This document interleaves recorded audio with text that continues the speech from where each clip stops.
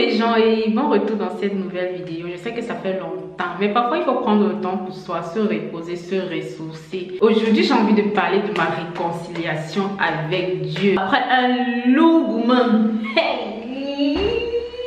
Quand tu sais que ton dernier secours c'est l'Éternel, là, c'est comme ça là que j'ai décidé de retourner vers Dieu. Et j'ai compris que je ne peux rien faire sans lui dans ma vie. La jeunesse. J'ai grandi dans une famille où la religion avait vraiment sa place. Je me suis baptisée, confirmée, tout ce qu'il faut faire là. J'ai servi l'église. Je me rappelle après mon baptême ou ma confirmation, j'ai fait partie du groupe liturgique. Donc c'était nous qui écrivions les intentions de prière pour l'église, pour que pendant la messe, le prêtre lisait nos intentions de prière et tout ça. C'était vraiment une période très où je me sentais tellement en paix avec moi-même. Je me rappelle, ma petite soeur, elle était tombée dans le coma. J'ai prié le jour-là. Quand on l'a transportée à l'hôpital, je me rappelle, j'ai pleuré. J'ai prié, supplié Dieu de la réveiller, supplié Dieu de la guérir. Et le même soir, on nous a annoncé qu'elle s'est enfin réveillée, elle est sortie du coma. J'étais tellement heureuse, mais je pensais que Dieu avait répondu à mes prières en fait. Je pensais qu'il avait répondu à mes supplications.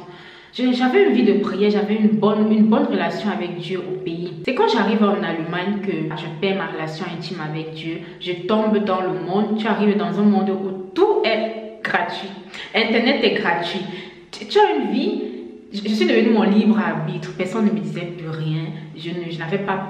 En fait, j'ai perdu cette foi-là, cette relation avec Dieu. Quand je vis dans la crainte de l'Éternel, je n'avais plus cette crainte-là. Je suis allée découvrir le monde. Je voulais voir de mes propres yeux ce qu'il y avait dans le monde, en fait. Je me lance dans le monde. Alcool, sexe, fornication, fumer la chicha. Bref, danser les chansons bizarres, les chansons qui ne parlent que de sexe, tout ça. J'étais dans ce monde-là. Après que je sois revenue à Dieu, ce que j'ai remarqué, c'est que tout cela me détruisait. J'ai remarqué que j'étais trop dépressive, je souffrais de mal-être, je souffrais de beaucoup de maux qui touchent l'âme là. C'était justement à cause de ça, les choses du monde en fait. C'est après que j'ai compris cela. J'ai même complètement chassé la croyance que Dieu existe. Pour moi, il n'existait même plus parce que j'étais sur les réseaux sociaux et il y avait un mouvement là qu'on appelait avant Kamite, ou c'est Kamité, ou c'est Kamite, bref, les trucs de croyances sur les croyances des dieux égyptiens là. Moi je croyais en ça, je m'appelais même Isis à une époque, Isis, je croyais au pharaon, l'œil d'Osiris, bref, je croyais à tout ça là. J'étais un peu perdue, j'ai perdu mes repères en fait. Et après j'ai fini encore de croire aux dieux égyptiens, je suis encore sortie de là, revenue dans le christianisme. Mais ma relation n'était pas, j'avais pas une relation intime avec Dieu. Pour moi, Dieu existait et c'était tout. Je n'avais pas de vie de prière, de ceci. Il y a un homme avec qui j'entretenais on avait une relation de couple ensemble, une relation. Quand il vivait, il était encore en Allemagne. On avait une relation on and off. Je sais pas si vous connaissez le genre de relation là. On entre dans ta vie, après 6 mois, je pars. Parce que tu es avec cet homme et tu ne sais pas où tu vas. Tu ne sais pas où il t'emmène, quelle direction votre couple prend. Et du coup, tu pars, tu vas essayer avec les autres. Et après, quand ça ne marche pas chez les autres, lui, il est toujours là. Tu reviens encore avec ton ex. Vous essayez encore de faire. À chaque fois, je partais, je revenais. Parce que je ne savais pas où le gars me menait en fait. C'est le genre de personne qui bavarde. Il aime juste bavarder. On va faire ceci, on va faire cela avec toi. Je vais faire ceci. Mais l'action même, c'est pas... Il est juste fort pour construire. Il peut construire les états, les immeubles avec sa bouche, mais j'étais toujours attachée, accro au fait que c'est avec lui que je vais finir ma vie, c'est avec lui que je veux finir ma vie. Quand on a recommencé ensemble, il n'était plus en Allemagne en fait. On s'est séparés pendant de longues périodes, mais pendant 6 mois. Après, tu restes là, ton téléphone clignote. Ton téléphone vibre, tu regardes, c'est lui qui t'envoie un message. Donc du coup, j'étais dans le bus. Je me suis tellement inquiétée pour lui. Puis quand on s'est séparés, mais j'avais toujours... Je l'aimais toujours. Et j'espérais toujours qu'il revienne en tant qu'une nouvelle personne, en tant que quelqu'un qui a changé. Et un jour dans le bus, je m'inquiète tellement pour lui. J'ai une pensée tellement forte pour lui. Je me demande ce qu'il est devenu. Est-ce qu'il va bien? J'ai tellement pensé à lui si fort que j'écoutais une chanson de Tiwa Savage. Et comme lui, il est aussi fan de Tiwa Savage comme moi, ça m'a fait penser à lui. Et j'arrive au boulot, il m'envoie un message. Pourtant, on était séparés pendant Et pendant une longue période, je dis que mais le gars s'est lit dans mes pensées ou quoi. Je lui demande comment il va, il dit que j'ai eu une impression. J'ai eu l'impression que tu es en train de me chercher. Je dis quoi? Comment il sait ça? Exactement, j'étais en train de le chercher. J'étais en train de me demander ce qu'il devient. Est-ce qu'il va bien? J'espère qu'il va bien. J'espère qu'il n'est pas encore décédé. Bref, j'ai dit, il sait ça comment? Est-ce qu'il y a une connexion entre nous? C'est là où je comprends que... Est-ce que le gars, c'est pas mon âme sœur? Est-ce que tout le temps, chaque fois qu'il revient, il revient dans ma vie, il revient dans ma vie? Est-ce que ce n'est pas vraiment lui, mon âme sœur en fait? J'ai eu l'impression que tu me cherchais. C'est pourquoi je t'ai écrit ce message ce matin. J'ai dit, on fait ça comment? Dieu fait ça comment pour connecter les gens, les pensées des gens? Je sais pas. Il y a des mois, des mois, je me suis lancée dans la loi de l'attraction. Je voulais comprendre c'est quoi la loi de l'attraction, comment on fait, comment ça fonctionne, comment ça marche. Et je me suis lancée dans le fait de ce qu'on appelle le scripting. Et j'étais assise ici dans ma cuisine, je faisais le scripting parce que je rêve d'une relation harmonieuse. C'était le désir de mon cœur. Et pendant que je faisais le scripting, de m'imaginer avec l'homme de ma vie, les scènes d'amour, les scènes de couple, les scènes de couple dans l'harmonie, c'est lui qui me vient dans mon esprit. Et je dis mais c'est quoi? Mais c'est quoi le problème? Et dès que je finis de faire mon scripting, le lendemain il m'écrit. Pourtant on était encore séparés, on s'était plus écrit pendant des mois. Je dis, mais non, tu vas pas me dire que c'est pas l'homme de ma vie ici là, hein? Seigneur, tu ne vas pas me dire que c'est pas l'homme de ma vie ici. Comment il a su que j'étais si j'ai fait du scripting et c'est lui que j'imaginais dans mes pensées en fait. Donc j'ai vraiment cru pendant une longue période que c'était lui l'homme de ma vie. Mais c'est le genre dont tu avais eu, tu ne vois pas l'action.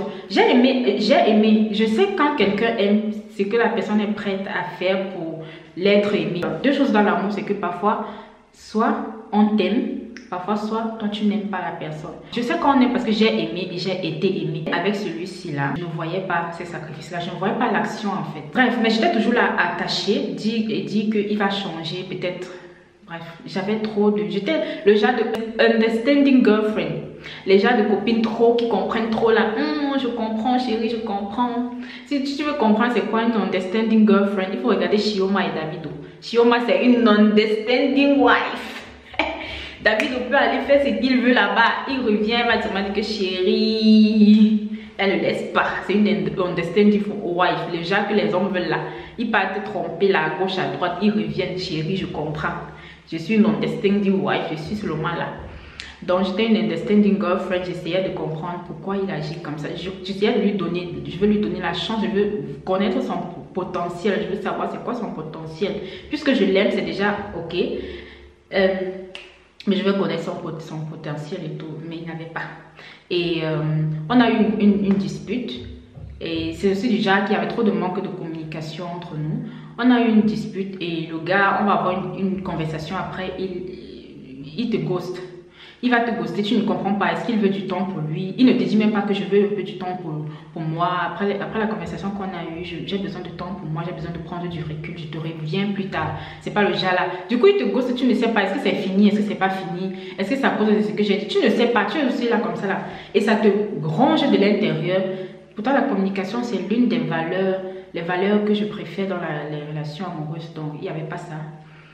Et après cette dispute-là, il est revenu. Il m'a dit quoi? Il m'a donné un message là. Je te pardonne et je pense que c'est le plus gros cadeau de Noël que je puisse te faire. Et d'abord dit que mais comment tu utilises le pardon? Pourquoi tu prends le pardon là comme mon cadeau de Noël? Parce qu'il avait dit qu'il va me faire un cadeau. Il va me faire un cadeau pour Noël. Et il profite maintenant du fait qu'on s'est disputé. Et il vient maintenant dire que ok, on se réconcilie, je te pardonne. C'est ton cadeau de Noël là-bas. Ça veut dire quoi? Fallait dire que tu n'as pas l'argent pour me faire le cadeau, mais ne profite pas de notre dispute pour dire que comme tu me pardonnes, c'est mon cadeau. C'est le cadeau là-bas. Bref. J'ai dit que ok, j'étais toute contente quoi. Parce que moi je voulais pas le perdre. Je sais que c'est l'homme de ma vie. Et c'est mon âme sœur. Et je suis du genre, j'aime aller aussi fouiller les réseaux sociaux de mes partenaires parce que tu peux découvrir la personnalité de quelqu'un par ses réseaux sociaux, ce qu'il commande, le genre de contenu qu'il aime, les commentaires qu'il fait. Est-ce que c'est un misogyne? On dit ça non? Est-ce que c'est un misogyne? Est-ce que c'est quelqu'un qui déteste les femmes? Est-ce qu'il est toxique? Donc je vais dans son Twitter et je vois qu'il flirte Il flirte avec une fille publiquement. J'ai vu des flirts, des messages de flirt là. Dans son actualité, son feed de Twitter. Pardon? Tu ne peux pas me dire que je suis ta dulcinée. Tu m'appelles ta dulcinée, ma wife. Et tu vas donner la même attention à une autre fille. Non.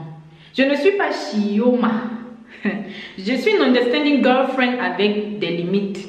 Je ne suis pas Chioma. Et quand on brise cette... Si tu n'as pas de limites dans le couple, on va te manger. On va te manger cru comme ça là. Te manger, finir de manger, te jeter tes os. Et j'ai mes limites. Non, non, non. Tu ne peux pas m'appeler ma dulcinée. Tu vas publiquement flirter, jouer, montrer ton attention. Si tu veux être polygame, ce n'est pas avec moi. Ce n'est pas avec moi le père. Donc je lui exprime mes frustrations. Hein, et tout ce qu'il trouve à répondre, c'est ok, avec l'emoji ici. Ok, bye. Il me bloque. Il m'a bloqué en premier avant que je l'ai bloqué. Ça m'a touché. Est-ce qu'il mince? J'ai du coup compris que non, ce n'est pas. C'est pas ce que je croyais là. C'est pas l'homme de ma vie. Ce n'est pas lui. Ce n'est pas lui. Ce n'est pas lui. Mes yeux se sont ouverts. Ben, j'étais mal. C'est comme si j'avais perdu quelqu'un. J'ai pleuré. Je parle vers Dieu. Tu sais, quand ton dernier recours, c'est Dieu. Et comme je vivais la relation là secrètement, le gourmand de ça, quand personne ne sait même que tu es en couple, ça finit avec cette personne-là. Le gourmand de ça, non, ça fait mal. Et la seule personne à qui je pouvais parler, c'est Dieu. Donc, j'ai pleuré ici. Je m'assois sur mon canapé, je pleure. Je fais en sorte que mon fils ne me voie pas. Je ne veux pas que mon fils me voie pleurer. J'attends quand il n'est pas là ou quand il dort. Je pleure. Je demande à Dieu que c'est quoi? C'est quoi le problème avec mes relations? À chaque fois que quand j'aime et quand je pense que c'est avec cette personne que je veux finir, ce n'est pas ça. Est-ce que c'est parce que c'est moi qui choisis? Je pleure, je dis donc à Dieu que ok, si cette fois-ci c'est parce que c'est moi qui choisis, je te laisse donc choisir. Je ne veux plus. Je te donne même les clés de ma vie. Conduis-moi. Papa, je sais que à chaque fois que j'ai choisi, à chaque fois que j'ai été mon libre arbitre, à chaque fois que je voulais faire tout de moi-même, je me suis rendu compte après que ça me détruisait. Je te laisse les clés de ma vie. Conduis pour moi. Choisis le tout si. Comme ça, après, tu ne vas pas me dire que c'est toi qui allais choisir. Choisis le tout si. Et comme ça, je commence à me renouer avec Dieu. Je veux savoir, je veux connaître le prier. Je veux savoir c'est qui Dieu. Je veux savoir comment... Je veux entendre sa voix. Je veux entendre ses directives. Comment c'est qu'il me dit de faire dans la vie. Qu'est-ce que je dois faire. Qu'est-ce que je ne dois pas faire. Parce qu'avant, je vivais aussi comme ça. Tu te lèves même, tu as un examen à faire. Tu dis aussi que bon, je crois en Dieu, c'est tout. Dieu existe. Tu ne t'assois pas pour avoir une prière avec lui, une conversation avec lui qu'il te guide, qu'il te donne des directives. Non, tu es juste là. Tu vis au jour le jour. J'ai dit que je ne veux plus ça, Seigneur. Je veux me réconcilier avec toi. J'ai pleuré. J'ai fait même une semaine, j'ai pleuré. Les prières, Seigneur, je ne sais pas comment faire. Je te laisse les directives. Je ne sais pas choisir pour moi. Fais ce que tu veux de ma vie. Cette fois-ci, là, je ne veux plus te consulter en dernière position. Je consultais toujours Dieu en dernière position. J'ai dit, je ne veux plus. Il y a un passage de la Bible que j'adore. Dans Jean chapitre 15, verset 5. Puisque j'ai téléchargé l'application de la Bible. Et on m'envoie des versets du jour, prière du jour, prière de la nuit. Je lis tous les jours. Et je suis tombée sur ce verset. Jean chapitre 15, verset 5. Je suis le cep, vous êtes les sarments. Il dit qu'il y a les mots dans la Bible que tu as besoin du dictionnaire pour comprendre. Ça veut dire quoi? Celui qui demeure en moi et en qui je demeure porte beaucoup de fruits. Car sans moi, vous ne pouvez rien faire. C'est la dernière partie, c'est là qui a dit que je reconnais ta souveraineté. Je me suis mise à genoux, j'ai dit Seigneur, je reconnais que sans toi, je ne peux rien faire. Sans toi, toutes les fois où je n'étais pas consultée avant de faire telle ou telle chose là. Ça a seulement porté un fruit qui n'a même pas duré, un fruit qui a pourri après. Donc, je reconnais la souveraineté de Dieu dans ma vie. Je reconnais que sans lui, je ne peux rien faire. Sans moi, vous ne pouvez rien faire. Sans lui, on peut faire quoi sans l'Éternel, s'il vous plaît? Je ne peux rien faire sans Dieu si je ne le consulte pas avant. Si je ne demande pas son avis sur quelque chose. Donc, quand je me suis réconciliée avec lui, j'ai recommencé à avoir ce désir de mariage. Avant, je pouvais être avec un homme. Il me malaxe là à gauche, à droite. On peut faire même des années. Je m'en fous s'il veut m'épouser, s'il veut m'épouser pas.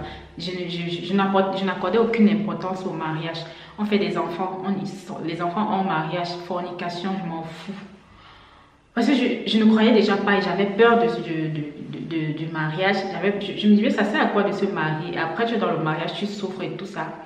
Et j'ai retrouvé ce désir-là de mariage. J'ai compris qu'avec Dieu dans le couple, avec Dieu comme noyau du foyer, ça peut marcher. Avec Dieu dans le couple, ça peut marcher. Et même les hommes à qui j'ai donné la chance, ce sont les hommes qui ne croyaient même pas en Dieu. Et je me suis dit que j'ai besoin vraiment de quelqu'un qui a cette relation personnelle là avec Dieu. Je ne dis pas qu'ils sont tous parfaits. Il y a des chrétiens vraiment des bons chrétiens, des chrétiens qui sont des cons, des chrétiens qui battent sur leurs femmes, des chrétiens qui sont mauvais. Mais quelqu'un qui a vraiment cette relation sincère avec Dieu là, il aura peur de faire du mal à une femme, peur de faire du mal à son semblable en fait. C'est ça en fait. Et j'ai dit que si c'est ce que je veux, on dit que tu attires ce que tu es. Si c'est ce que je veux vraiment, un homme qui a cette relation personnelle, relation d'amour, c'est quelqu'un qui incarne vraiment l'amour et la paix, je peux avoir ce genre de foyer vraiment sincère, honnête. Il y aura toujours des hauts et des bas, on ne refuse pas, mais ça sera vraiment quelque chose de pur en fait, sincère et honnête. Et je suis en train de travailler vraiment beaucoup sur ma relation avec Dieu. Je ne sais pas si je peux dire que j'entends, je vois souvent les chrétiens dire Dieu m'a dit. Je ne peux pas encore dire ça, que Dieu m'a dit. Je ne sais pas si je ne peux pas encore dire que Dieu m'a dit, parce que je n'entends pas, j'arrive pas encore à entendre la voix de Dieu. Mais je sais que j'ai eu un énorme besoin de travailler sur moi. J'ai eu un énorme besoin de me préparer. J'ai entendu, quelque chose dans ma tête m'a dit, prépare-toi. J'ai dit, hein, me préparer. Oui, prépare-toi pour ça, pour accueillir cette personne-là que tu veux. Donc j'ai commencé à me préparer. Je suis retombée sur une prédication du pasteur Marcelo que j'avais écouté en 2017. Quand je vivais avec une fille, j'ai squatté avec une fille à l'époque, Tatiana. Elle était très chrétienne à l'époque et moi j'étais encore dans le monde. Mais je disais seulement Dieu existe, mais j'étais toujours dans le monde en fait. Et elle était très chrétienne. C'est elle qui m'a fait découvrir le pasteur Marcelo. Chaque matin, elle mettait les prédications du pasteur Marcelo, le conjoint de la destinée. Elle dit que la fille aussi, c'est quoi le problème? Chaque matin, pasteur Marcelo. Et je suis retombée sur cette prédication il y a quelques jours où le pasteur Marcelo parlait du conjoint de la destinée, où il disait comment tu as d'abord besoin de te connaître toi-même, la connaissance de soi, pour savoir ce que tu veux, ce dont tu as besoin chez un homme. Tu prends un papier, tu fais la liste de ce que tu veux chez un homme, tu fais la liste de tes défauts, tes qualités, ce que tu veux chez un homme. Je suis en train de me préparer, je vais être une meilleure personne pour l'homme qui m'est destiné. Et je sais que de son côté, il est aussi en train de se préparer pour être une meilleure personne pour moi en fait.